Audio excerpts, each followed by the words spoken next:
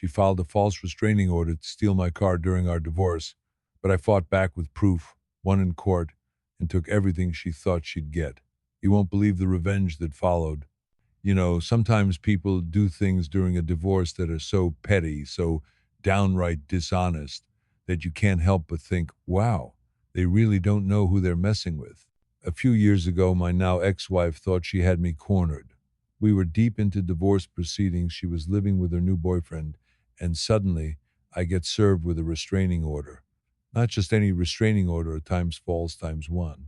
Her plan? Use the restraining order as a shortcut to gain full possession of asterisk, asterisk, asterisk, asterisk, asterisk. Yes, the car I had bought with my hard-earned money. The catch was we only had one key to the car, and she had both the sole key and the vehicle. She was essentially holding it hostage. At first I was angry, scratched that I was times furious asterisk. This wasn't some misunderstanding. She had calculated this move to keep me away and prevent me from accessing what was mine. But here's where she didn't consider one tiny detail. I don't play games. And if someone pushes me into a game, I make sure I'm not the one who loses. Before we dive deeper, let me take you back to the moment I first heard about that restraining order. It hit me like a punch to the gut. That cold shock when you realize someone you once trusted enough to marry would stoop so low as to file false legal claims to gain an unfair advantage. It wasn't just about the car, it was about respect, dignity, and standing up for what's right. I knew then I had to fight back not only to reclaim my property, but to protect my name and my rights. This is not just a story about revenge. It's a story about what happens when people tried to manipulate the system and how I planned to show her that crossing me was a serious mistake. When those papers were handed to me, I wasted no time. I immediately filed an appeal and requested a hearing.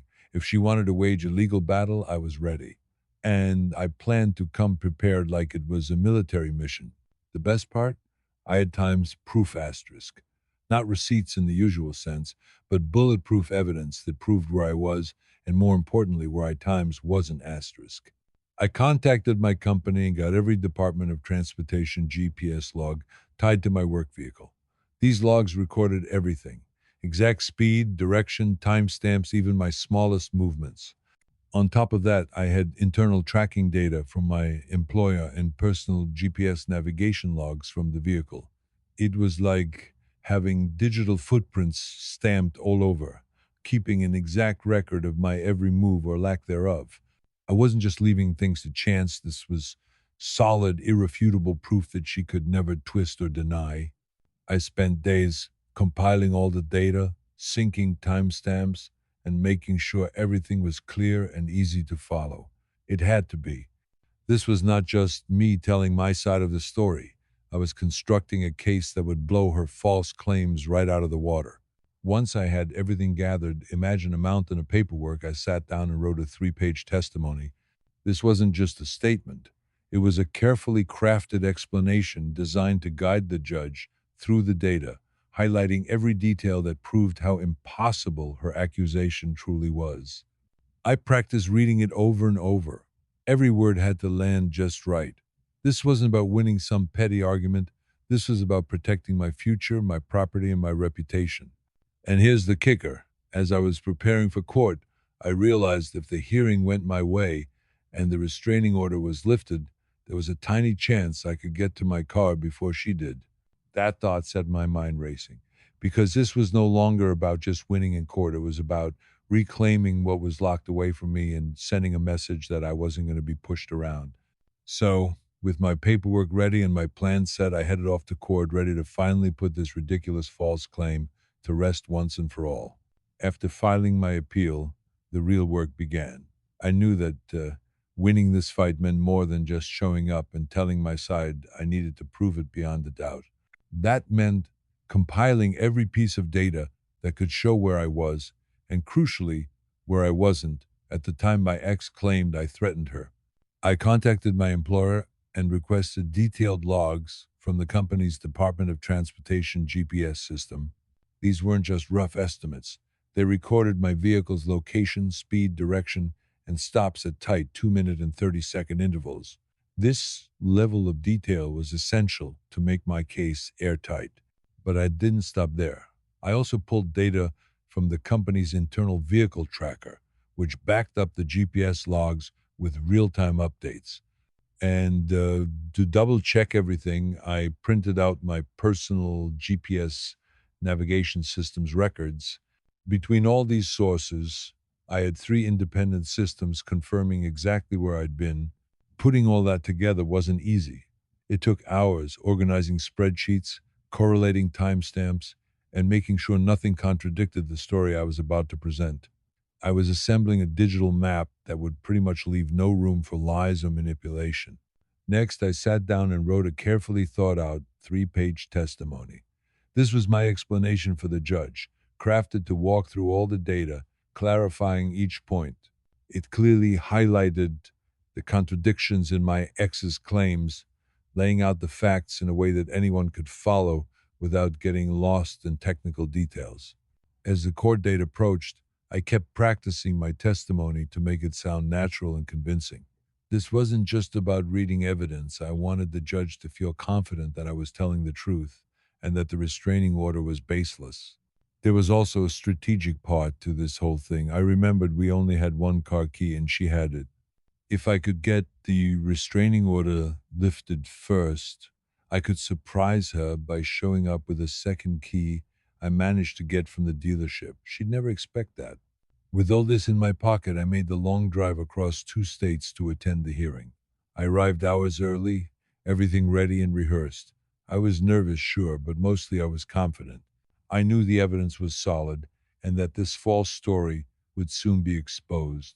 The court hearing itself was oddly quiet, almost too quiet. I waited patiently for the moment to present my case, clutching my paperwork and that second car key like lifelines. But then something unexpected happened. My ex wife didn't show up. No warning, no explanation, just a no show. The judge looked over at me, nodded, and dismissed the restraining order right then and there. I couldn't believe how anticlimactic it was after all the effort I'd put in.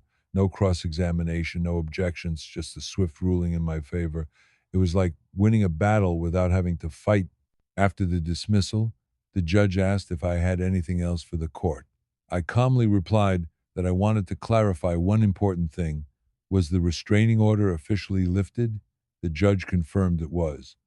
Then I asked if that meant I could now legally retrieve my car.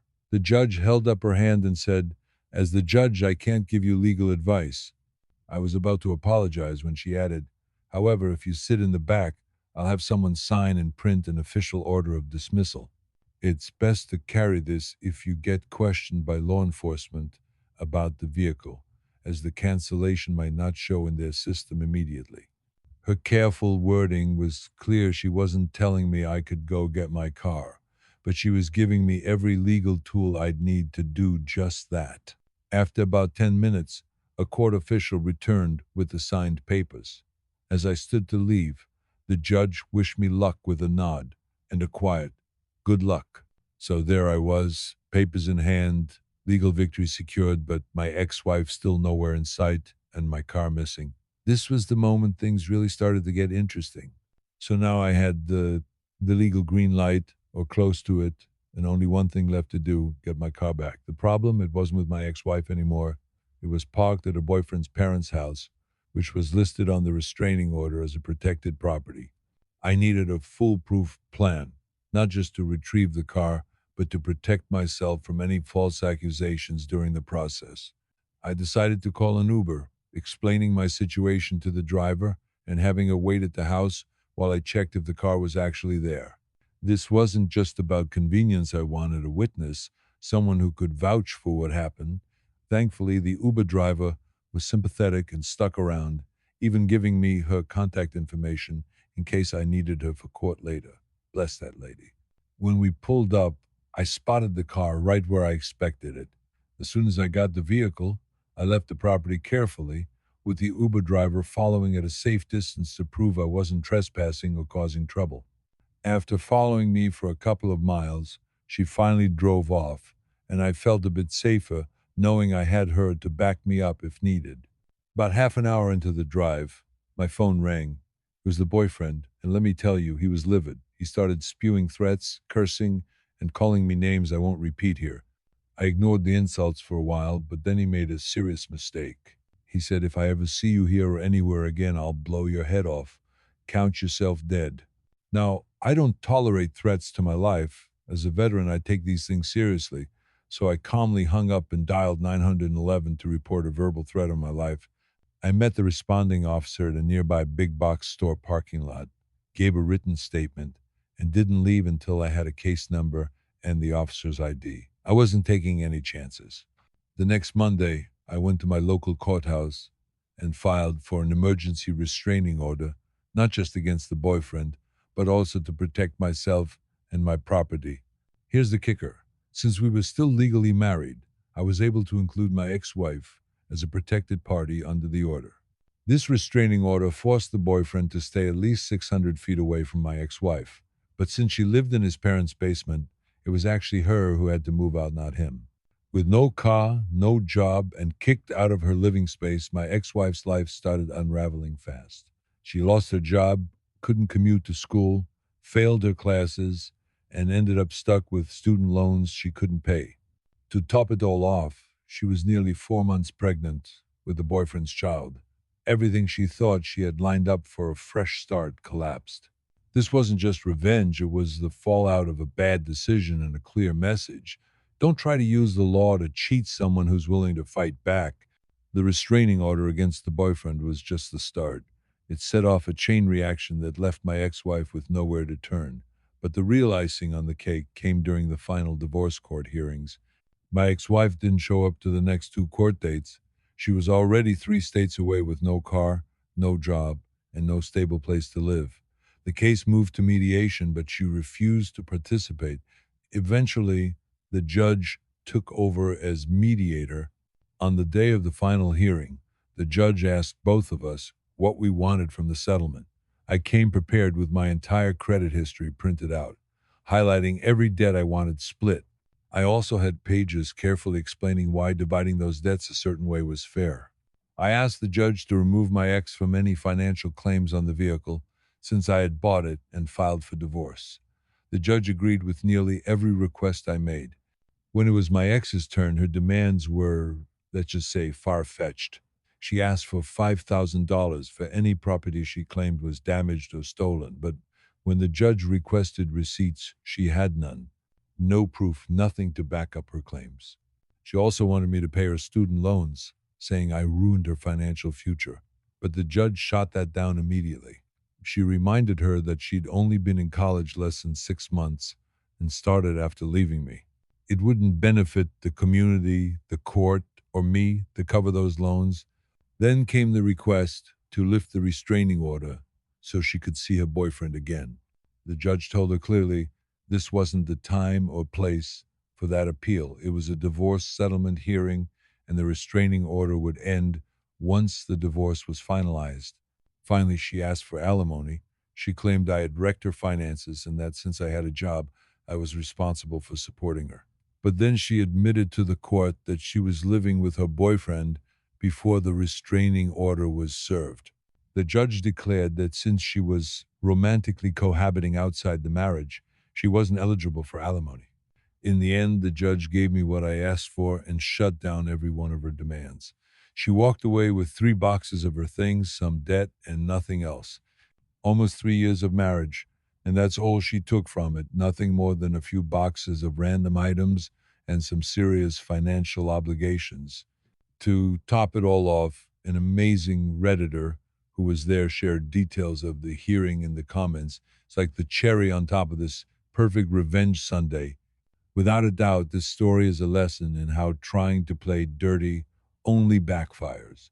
Crossing someone who's ready and willing to fight with evidence and patience rarely ends the way the cheater expects. The final court date was the moment everything came to a head. I had prepared for this day like a chess player, anticipating every move. I brought with me a detailed printout of my entire credit history, with every single debt highlighted and broken down. I had carefully written notes explaining why each split of debt was fair. I was ready to present a clear, logical case to the judge. When it was my turn to speak, I laid out everything I wanted. Nearly all of my requests were accepted, including removing my ex-wife's claim to any financial interest in the vehicle.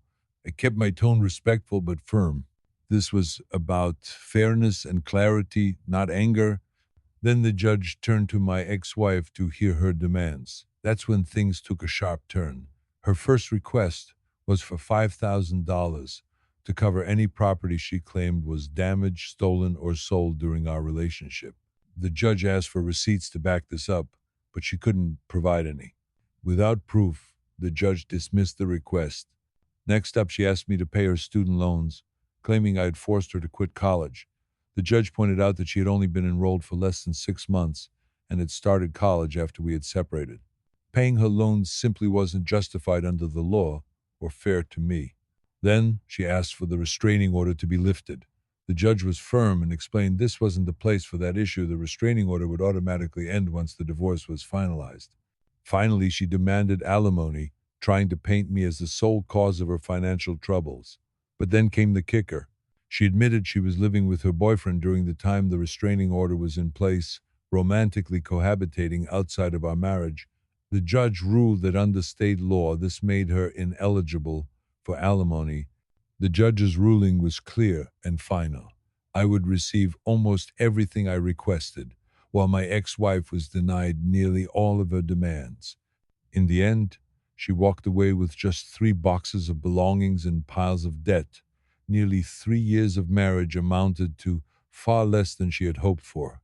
An awesome Redditor who was in the courtroom later shared additional details, giving the story a satisfying finale to this well-earned victory. Looking back on this whole ordeal, the biggest takeaway is simple. You never want to underestimate the person you're trying to push around, especially when they know how to fight back and they've got the right evidence on their side. My ex-wife's plan to use a false restraining order as a shortcut backfired spectacularly. She didn't realize I wouldn't just lay down and let her take what was mine without a fight. I wasn't interested in playing games, but when forced, I played to win. The legal system can be tricky, but having facts, preparation, and patience on your side makes all the difference. It's not about revenge for revenge's sake, it's about defending your rights when someone tries to misuse the law against you. This story also shows the cost of arrogance and cutting corners. Her choices cost her a job, education, stability, and ultimately dignity during what should have been a process of moving on. So here's the moral. If you're ever caught in a situation where it feels like the cards are stacked against you, remember you're stronger than you think. Don't be intimidated, gather your facts, and prepare to stand your ground. Because at the end of the day, justice isn't about the loudest voice or the biggest threats. It's about truth, evidence, and staying calm when the pressure is on. If you're ever up against someone who tries to manipulate the system, just know there's always a way to come out on top, just like I did. So there you have it, the full story of how a false restraining order filed by my ex-wife during our divorce turned into her worst mistake. What started as a calculated move to take my car and gain an advantage ended with her losing far more than she ever expected. This isn't just about a car or even about a restraining order. It's about standing up for yourself when someone tries to take shortcuts, abuse the legal system, or push you out of your own life. And it's about knowing that sometimes the best revenge is simply playing smart and being prepared. When I first got those papers, I won't lie, there was a moment of shock. It hit me hard. But I quickly realized that instead of reacting emotionally, the best thing I could do was prepare myself, gather evidence, and go into court with a clear story backed by facts. And those facts told the real truth, the truth that my ex's claim was straight up false. By using GPS logs, company tracking systems, and my personal navigation data, I was able to prove where I was at every moment, and just as importantly, that level of preparation makes all the difference when you're up against false accusations. It wasn't just about proving my innocence, it was about showing the court that her move wasn't just unethical, it was baseless. The court hearing itself was almost anticlimactic because she didn't show up, but that moment gave me the chance to get the restraining order lifted swiftly. And with the second key I got from the dealership, I took back my car, something she never thought possible. Then came the threats from her boyfriend. And here's an important reminder for everyone listening: never tolerate threats to your safety. I reported it immediately, took it seriously, and got a restraining order that protected everyone involved, including myself. The impact on my ex wife: she lost a job, couldn't commute to school, failed her classes, and ended up with student loans she couldn't repay.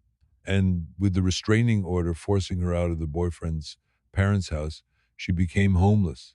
It was the domino effect of her decisions coming crashing down. During the final divorce hearing, the judge completely sided with me. All of her unreasonable demands, money for unproven property damage, repayment of student loans, lifting the restraining order early, and alimony were rejected. She was left with very little, and I walked away with pretty much everything I asked for. That's the power of preparation, facts, and standing firm. So, what's the takeaway here for anyone watching, listening, or reading this? It's that when faced with false accusations or unfair treatment, your best weapon is preparation. Don't get overwhelmed. Collect evidence, get legal advice, and stay calm. Don't play their game by reacting emotionally or making rash decisions. Play your own game, smarter and stronger. If you're going through something remotely similar, whether it's a divorce, custody battle, or any legal dispute, remember you're not powerless. You have rights just like I did. The law is designed to protect fairness, and when you show up with facts on your side, courts will listen. Also, take threats seriously, report them, get protection when you need it. Safety always comes first. I also want to say this: if you find yourself in a tough situation like this, don't be afraid to seek support. Talk to trusted friends, find a competent lawyer, and don't isolate yourself. Having people in your corner to help you navigate the often confusing and emotional legal process is crucial.